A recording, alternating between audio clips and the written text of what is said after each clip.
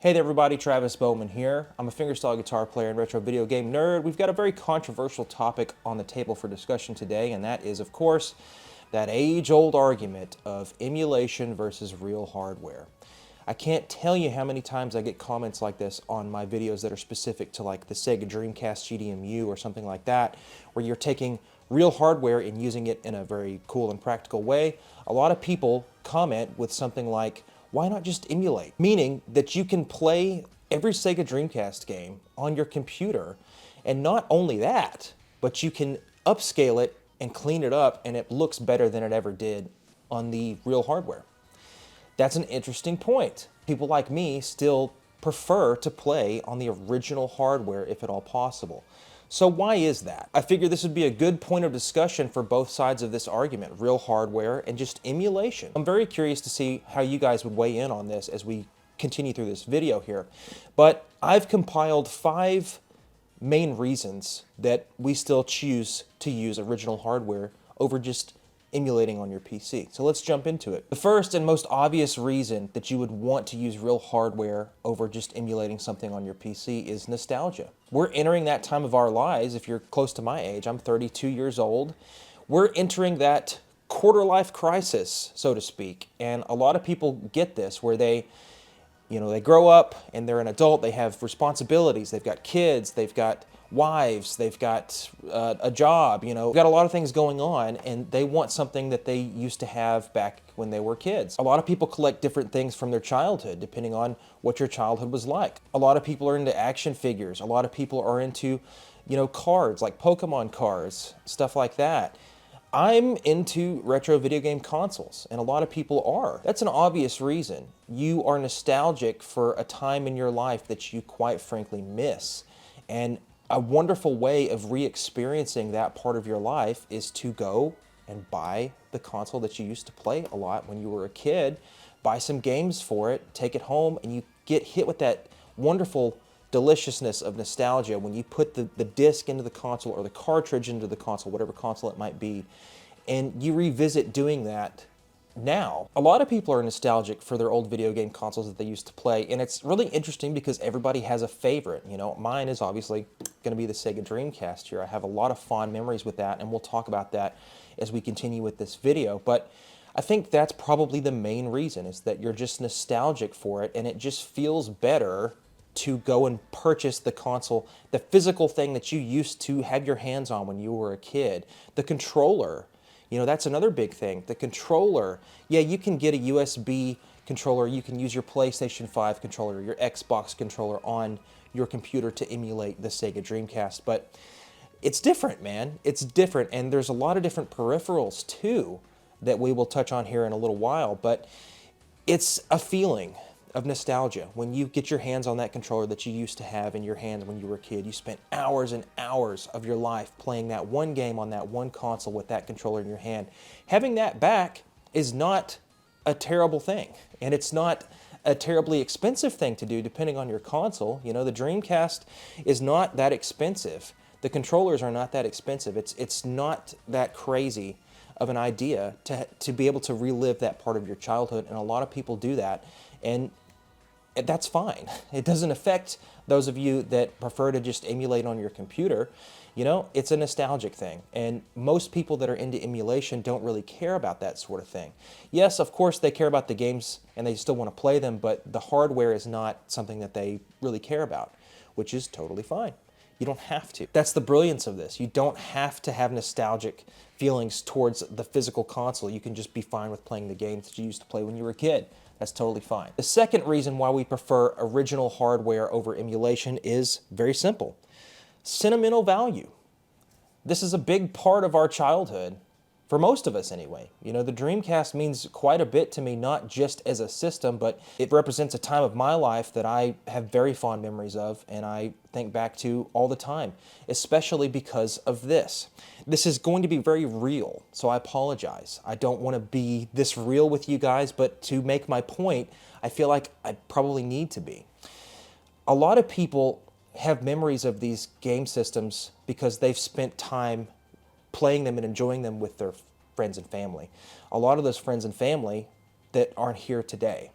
So it's a nice reminder of what was. And I was thinking about this for myself recently.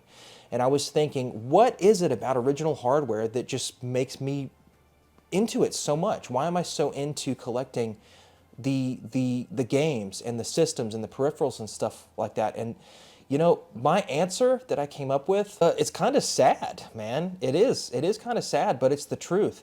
And it's that everybody in your life will come and go. You know, you might have a friend that you used to play video games with when you were kids, and now they're off doing something else, and you don't have that person to play video games with. Or you might have a loved one, a family member that passes on, passes away, and you can't enjoy those experiences with that person anymore. And here's the thought that's kind of been rolling around in my brain. I will always have this stuff, unless I decide to sell it, you know.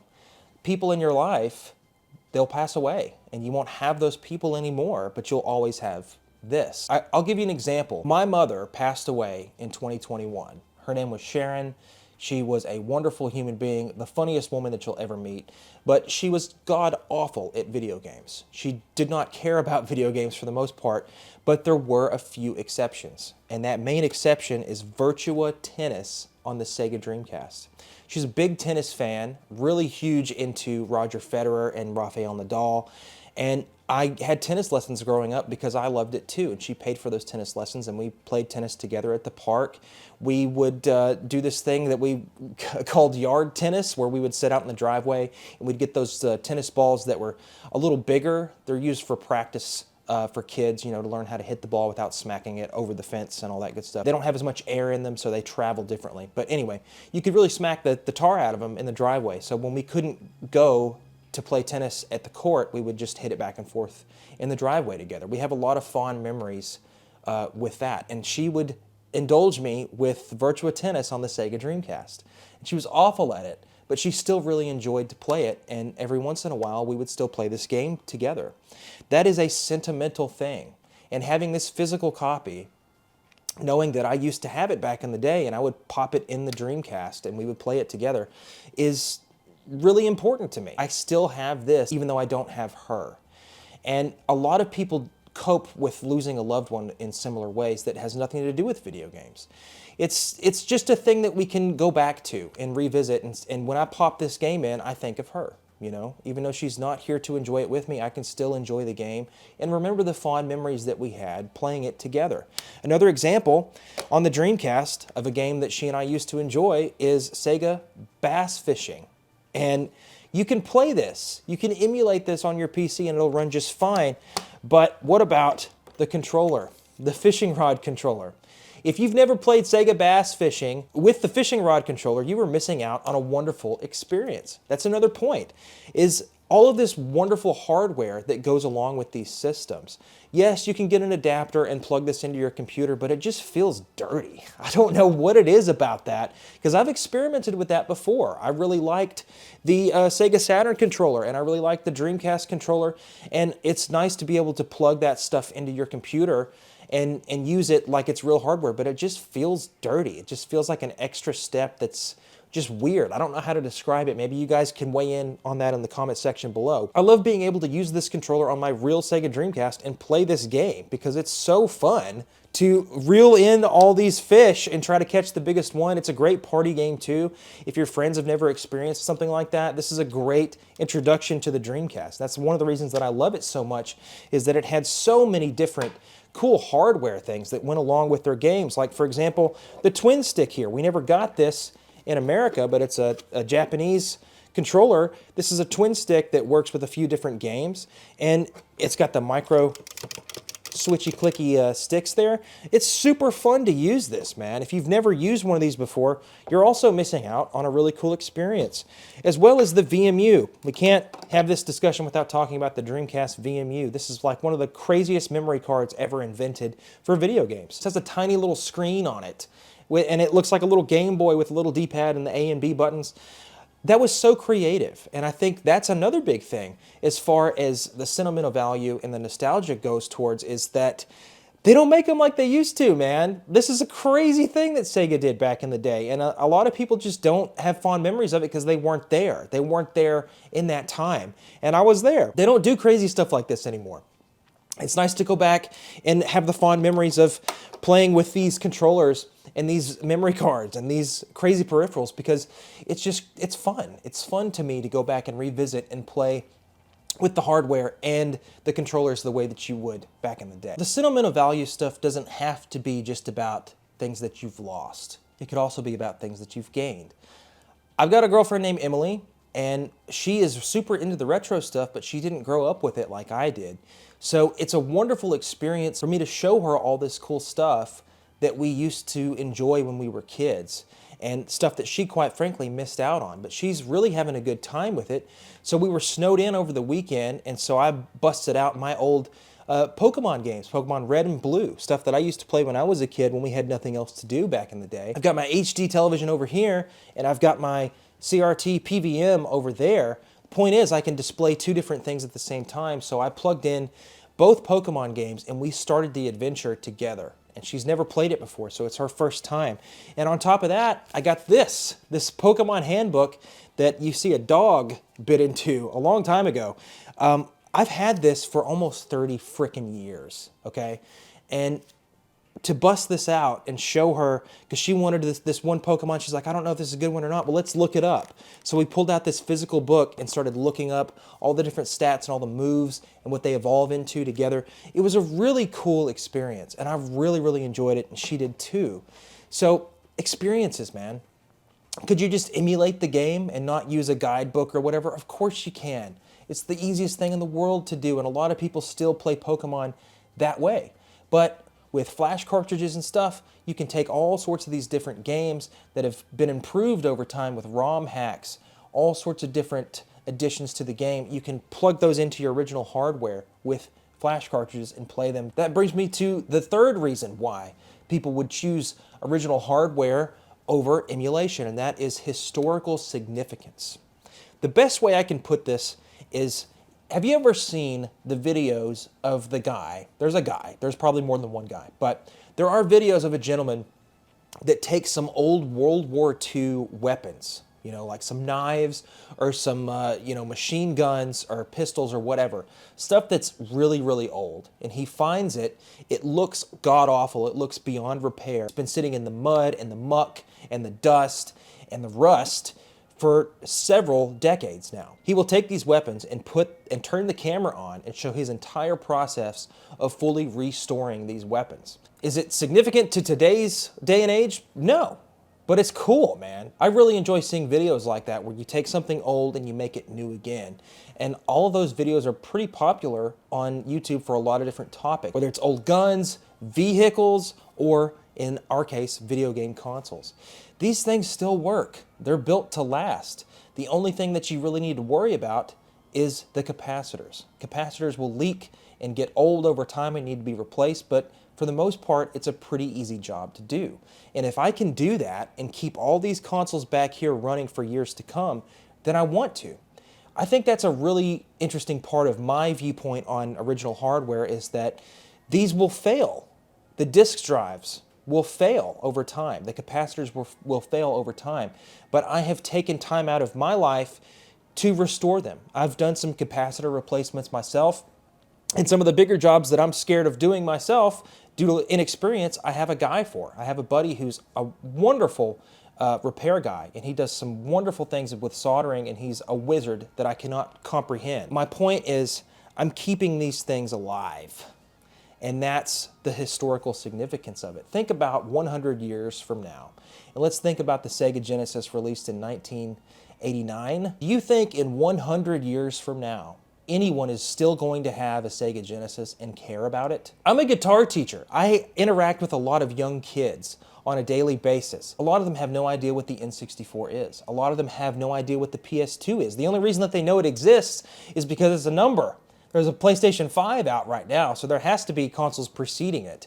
A lot of these kids have no interest in the PlayStation 2 or the PlayStation 3, despite really loving the PlayStation 5.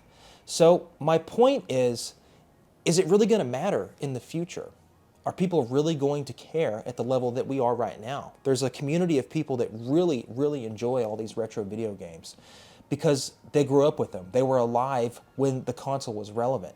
that's not going to be the case in 100 years. In a sense, we might be the last generation of people to care about original hardware. Think about what's happening right now with Sony. They just released the PlayStation 5 Pro, and it's astronomically expensive, and you don't get a disc drive. Are we really going to get rid of physical media in the next generation of video game consoles? It's looking like it, man. I really don't know. It's hard to say at this time, but in the future, people might not care about original hardware, and who knows, in 100 years, there might not be a single Sega Genesis that survived. Because think about the guys that are collecting this stuff right now. Me, for example. If I have kids in the future, my kid might not care about this, and when I pass away, he might sell it or just throw it in the trash. And that's why it's important to me to hang on to them and appreciate them now, while I'm still young. I'm in my early 30s. Will I care about this stuff when I'm 50 years old? I don't know. I sure do right now. I think it's the neatest thing ever to take a console and clean it up, make it look nice, change the capacitors, and make it available for my usage for the next 20 or 30 years if I want. And that's exactly what I have going on behind me right here. All these consoles are hooked up and ready to go at a moment's notice, and they're all guaranteed to work. All the capacitors and all the stuff has been changed out. And the GDMU inside this Dreamcast right here. The Dreamcast disk drive is prone to failure, but I've replaced it with a device called the GDMU, which I've done a full video on. I've restored this to be usable for years to come. And I think that's really cool. I really enjoy doing it. It's like a hobby of mine. I'll make sure all my consoles are set up with the correct capacitors, and I'll make sure they're good to go. And if there's something wrong with them, I'll either get it fixed by a professional or try to fix it myself. We're keeping these things alive, and they are prone to failure. The capacitors will fail. The disk drive will not last forever, and you can't get a replacement because they don't sell them anymore. So it's a historical thing too. I enjoy the history of video game consoles, and I think by owning them and maintaining them, I'm feeling like I'm contributing to that history. Reason number 4 why you would want real hardware over emulation. Well, some practical reasons, fine. Unless you go the extra step to get an adapter for your computer, you can't use all of this really cool stuff like the arcade sticks, all the weird peripherals and stuff like that. On the Sega Dreamcast, there is an attachment for your controller that is literally a microphone.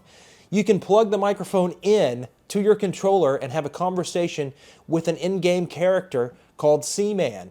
It's a very strange game on the Sega Dreamcast, but I'll tell you what, it's a hell of an experience. That's for damn sure. And yes, you might be able to do that on your computer, but it's the nostalgic experience of plugging the microphone into the controller and playing the real game on original hardware that is the experience. And it's hard to describe. You have to experience it yourself just for that reason. Mario Tennis on the N64. It's a great game, one of the best sports games, arcade sports games ever made in my opinion. They had a version on the Game Boy Color specifically. This is the same exact game, Mario Tennis, only it's not. They're only similar in title. This is a completely different game compared to the N64 version. You can get the transfer pack, which is normally just used for the Pokemon games to work with Pokemon Stadium.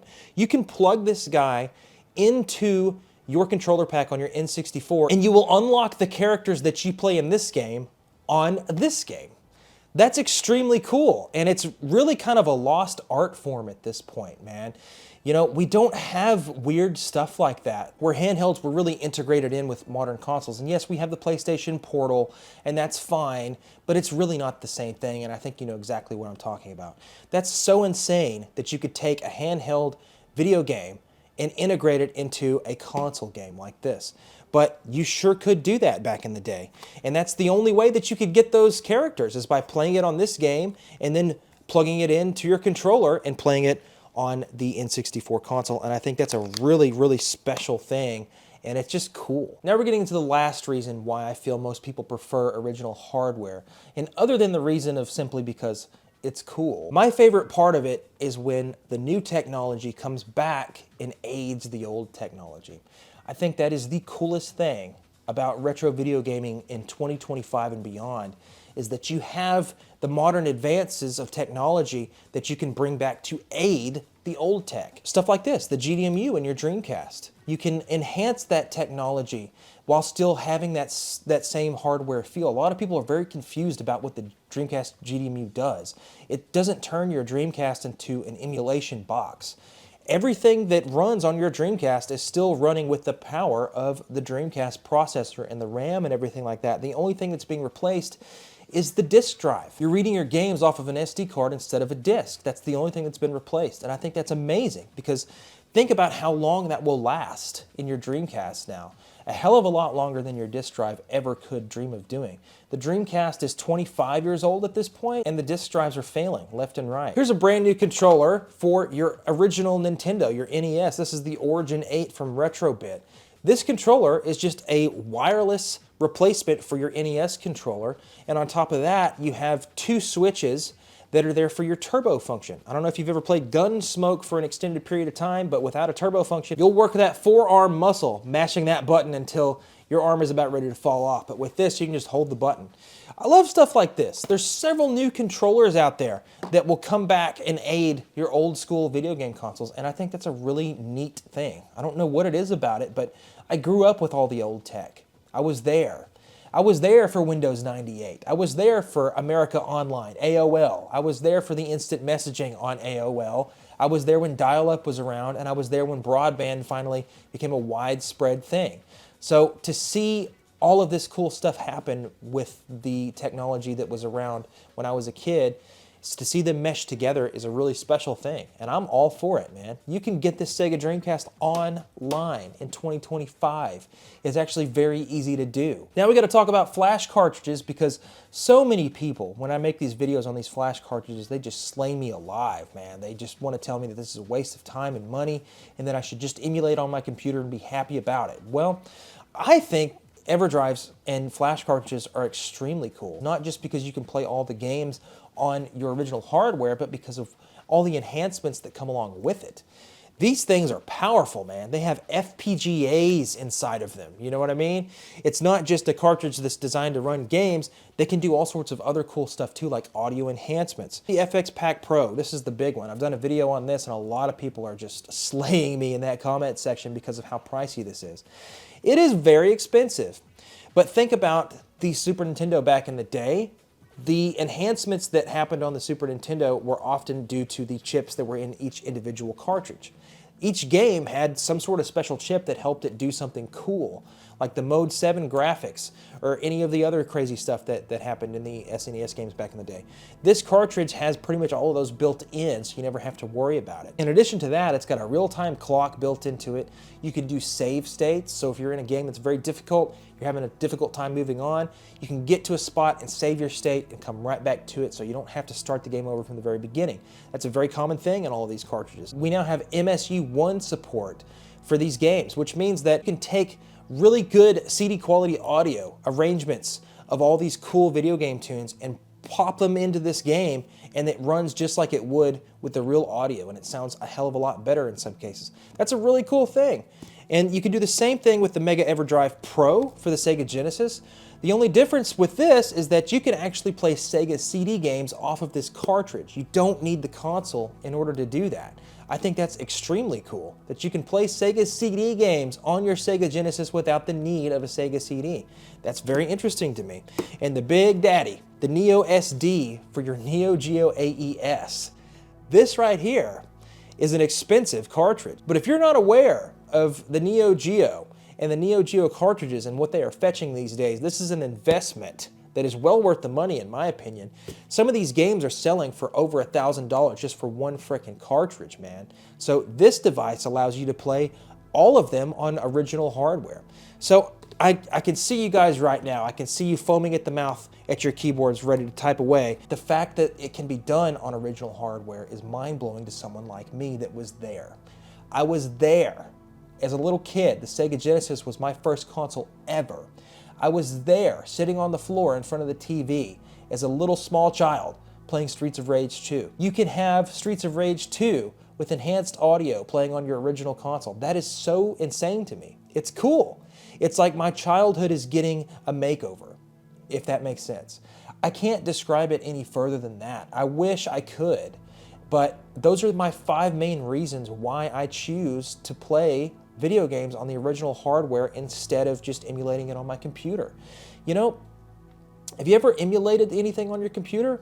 sitting at your computer desk, some people might really, really like it. Some people might find a lot of enjoyment out of that. But for me, it's too far away from the original design of the whole thing. You sit in front of your TV. You have a special controller that only works with that particular game console. You have a game that's only supposed to work on that particular game console. It wasn't released anywhere else, you know, that sort of thing. It just feels wrong, you know, and I'm not going to bash you guys for emulating. Do whatever the hell you want to do. If you want to enjoy a game by sitting at your computer and playing it there, you go right ahead. Who am I to tell you any different? It all boils down to experiences. I used to share a lot of these experiences with my mother, who is no longer with us. And if I can still enjoy those games that we used to play on the original hardware, this is the Dreamcast that we played all those games on. I still have it. I've changed the capacitors out. I've changed the battery for the clock. I've replaced the disk drive with a GDMU. I can play those games on this Dreamcast for many, many years to come, and I'll never have to worry about it because I've done the work to keep this Dreamcast alive. I've introduced someone that's very special to me into something that I used to enjoy as a kid, and now she's enjoying it. We are enjoying it together, and we're making memories doing so. We'll be able to look back on those memories, just like I can look back 20 years on to my childhood, you know? It's an experience, and that's why I love it so much. That's why I'm into this weird hardware stuff, man, because it's an experience. There's so many experiences out there with these retro video game consoles that you can only get by playing the real hardware. I'm very curious to know what you guys think about this. Tell me why you choose to use original hardware, or tell me why you don't and you choose to emulate instead. Thank you guys so much for subscribing. Thanks for watching this video, and I'll catch you at the next one. Thanks very much. Bye-bye.